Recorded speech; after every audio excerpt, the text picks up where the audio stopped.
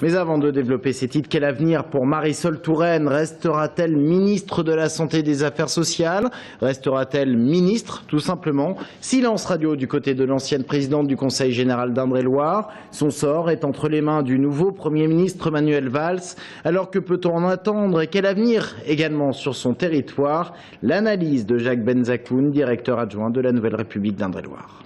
Si elle fait un retour en Indre-et-Loire, il est clair que Jean-Marie Beffara a enregistré quand même un gros désaveu sur Loches. Donc si elle revient, elle va avoir un territoire un petit peu qui lui sera acquis.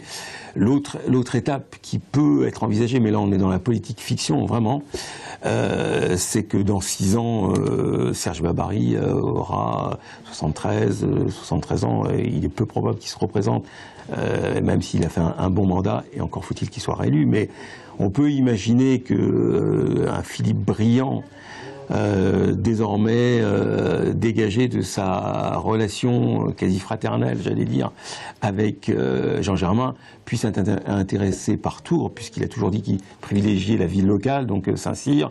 Avec le cumul des mandats, on peut imaginer qu'il ne sera plus député. Voilà. Et qu'il pourrait être enfin tenté par Tours. Du coup, on se dit que face à lui, il pourrait y avoir un poids lourd. Et pourquoi pas Marisol Touraine qui pourra revenir dans 6 ans se présenter à Tours. Voilà, c'est une des hypothèses. Peut-être que Marisol Touraine sera toujours au gouvernement et que pour l'instant, ça ne sera pas une question à l'ordre du jour.